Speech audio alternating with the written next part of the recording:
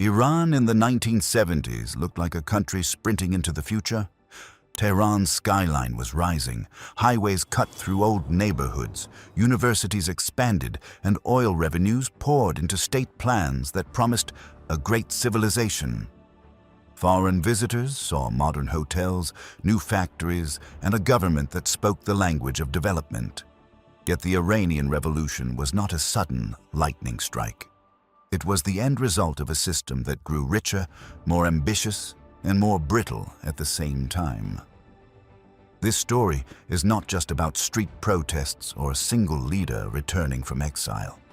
It is an autopsy of breakdown. How the Iranian state, under Mohammad Reza Shah Pahlavi, lost feedback from society, lost legitimacy across rival constituencies, and then lost the ability to adapt once crisis began.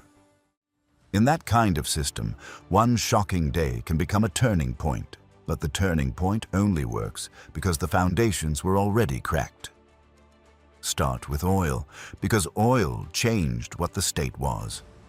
In many countries, governments survive by extracting taxes, bargaining with social groups, and constantly negotiating limits. Money in exchange for representation, services, or at least responsiveness. Oil income alters that equation. It can allow a government to fund projects and security forces without asking society for much consent. In Iran, booming petroleum revenues in the early 1970s supercharged the Shah's confidence. The state could build, import, subsidize, and expand the military on an extraordinary scale. But a state that does not need its citizens financially can start treating them as an audience to be managed rather than partners to be persuaded. That created the first hidden vulnerability, a sensory problem. When rulers can spend without negotiating, they can also stop listening. Problems that would normally surface through parliaments, parties, unions, and open media are muffled. Iran's political system offered few safe channels for criticism. Parties were weak or controlled. Independent newspapers were constrained, and dissent could be met by intimidation or prison. The intelligence and security services, most notoriously SAVAK, became the instrument by which the state learned about society. But fear is a terrible information system. People tell you what keeps them safe, not what is true.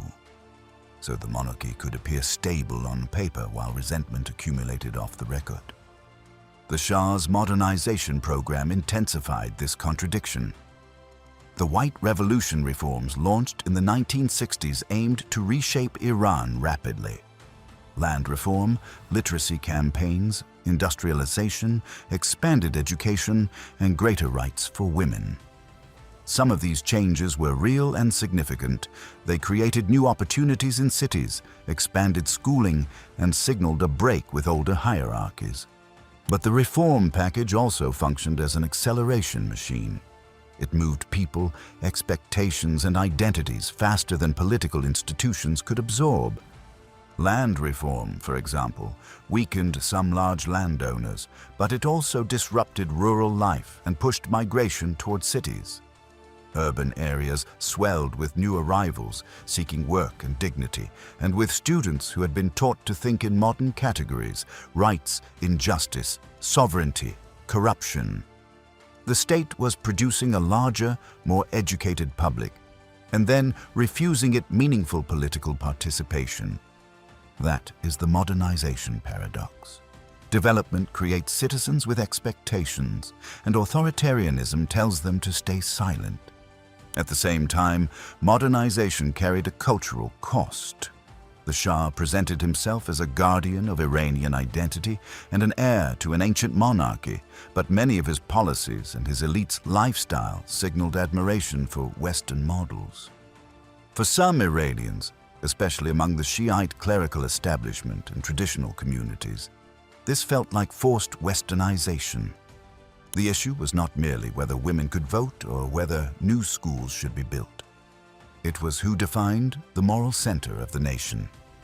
In Iran, Religious institutions were not only spiritual, they were social networks, sources of charity, education, and local authority. When the state modernized by centralizing power and sidelining religious influence, it was not just reforming, it was competing. This is where the bazaar matters. The bazaar was not simply a marketplace, it was a social class, a web of merchants, apprentices, lenders, and charities with long ties to clergy and neighborhoods. The state's economic planning and interventions could threaten that ecosystem. So the system's conflict lines did not run neatly between modern and traditional. They ran through institutions that organized daily life: universities, mosques, guilds, workplaces, and neighborhoods. Iran was becoming two Irans that struggled to speak a shared political language. Authoritarian stability depends on one more ingredient: credible rules about power. The Shah's regime increasingly concentrated authority in the palace and relied on a mix of patronage and coercion. Over time, that concentration produced a legitimacy gap. To some secular modernizers, the monarchy looked like an obstacle to political openness. To many religious conservatives, it looked like a threat to Islamic values. To workers facing inflation or job insecurity, it could look indifferent. To nationalists, it could appear too dependent on foreign support. Each group had its own complaint, and that diversity of grievance is exactly what makes revolutionary coalitions possible. Coalitions, however, do not form automatically. They need a shared narrative that can travel across class and ideology. Here, the system's communication failure becomes decisive. The state controlled major broadcasting and tried to manage public perception. But once official media is widely perceived as propaganda, it stops persuading and starts repelling. People turn to informal channels that feel authentic: rumor, sermons, word of mouth, and trusted community leaders. Ayatollah Ruhollah Khomeini became powerful within that space.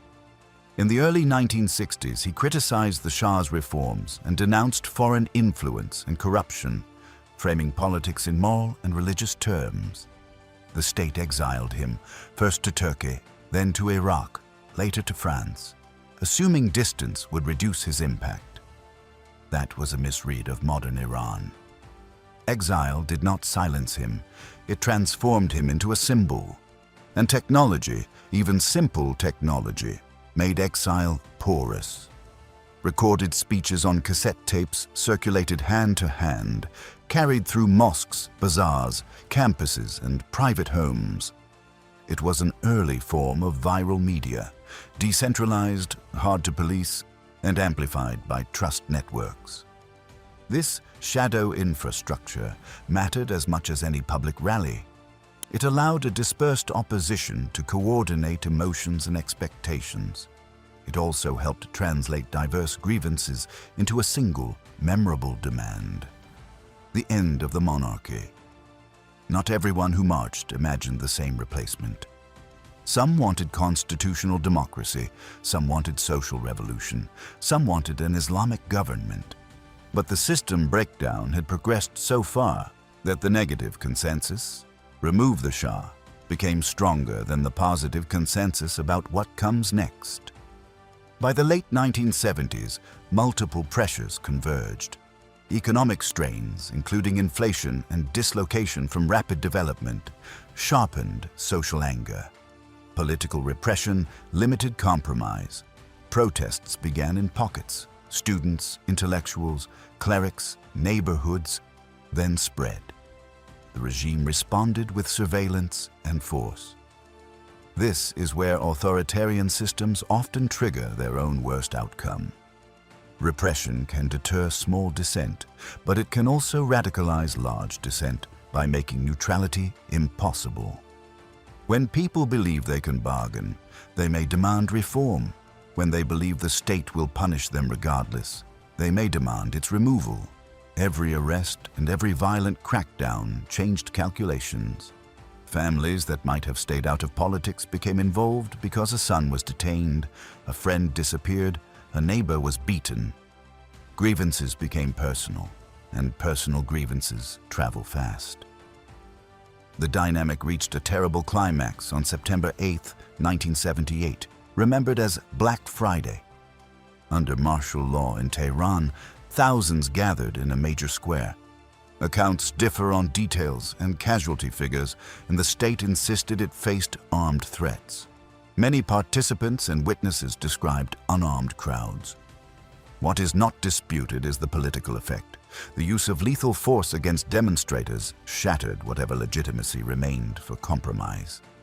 In systems terms, Black Friday was not the cause of revolution. It was the moment the regime lost its capacity to negotiate credibly. After blood is spilled at scale, reform offers sound like tactics, not trust. From that point, the revolution became a contest of endurance. The state still had weapons, but it needed functioning institutions, loyal personnel, and money. That is why the oil industry became decisive.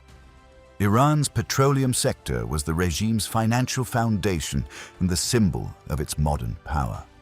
When oil workers joined strikes and production faltered, the state's autonomy collapsed. Oil income was supposed to free the monarchy from dependence on society. Now society was cutting the monarchy off from oil. Strikes spread beyond oil to factories, offices, and services. A modern economy depends on coordination. If enough workers refuse to cooperate, even a heavily armed state struggles to operate. Shortages and uncertainty mounted. The government's administrative capacity weakened just as it most needed performance to regain confidence. Meanwhile, the security apparatus began to show strain. SAVAK could intimidate individuals, infiltrate groups, and punish dissidents, but it could not imprison a nation. As protests grew, the costs of repression rose. The army and police faced an increasingly impossible task: restore order without alienating their own families and communities.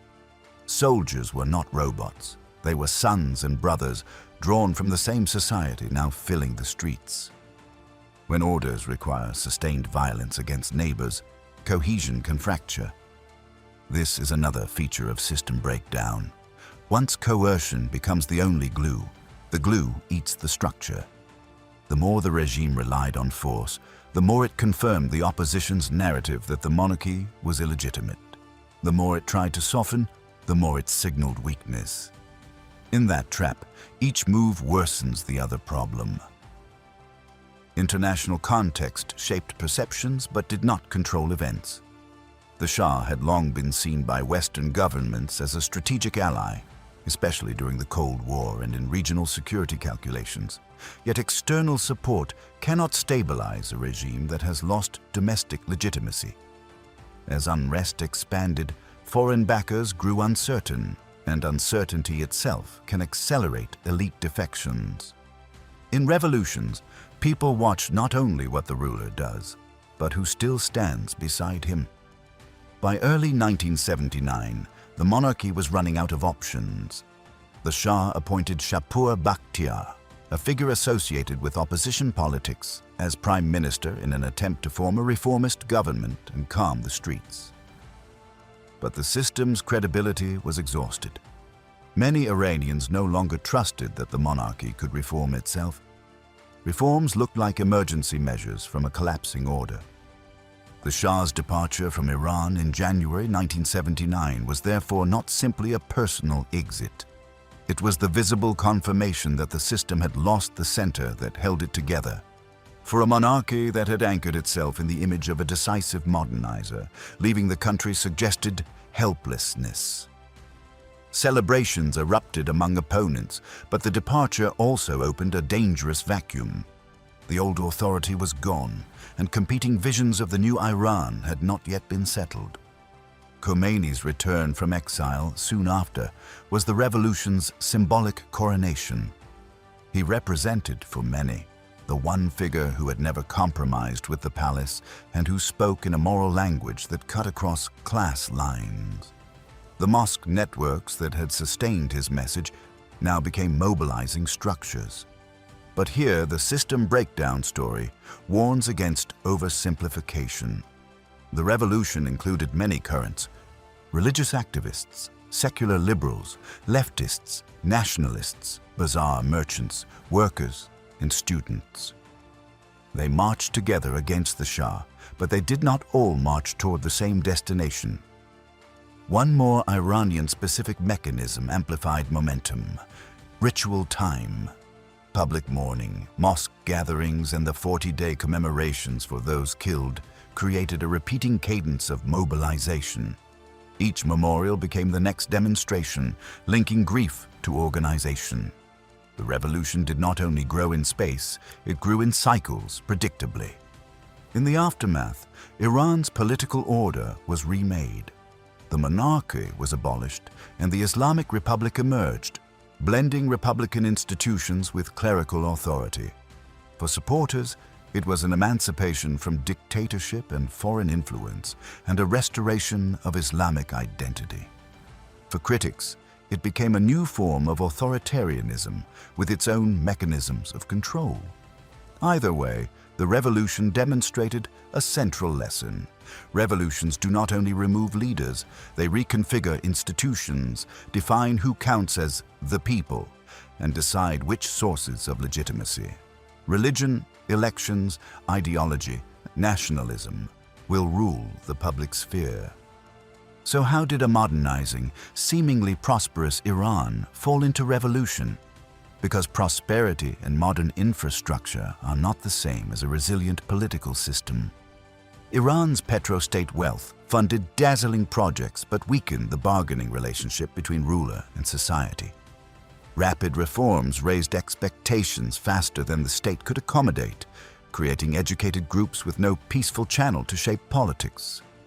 Cultural centralization threatened institutions, clergy, bazaar, local networks that many Iranians experienced as the nation's moral backbone. Repression muted criticism, but also blinded the regime and made compromise impossible once violence escalated. And informal communication networks, mosques, bazaars, cassettes, built a parallel public sphere that the state could not dominate. In the end, the Iranian Revolution was not only the triumph of an opposition, it was the collapse of a system that had mistaken speed for stability and coercion for consent.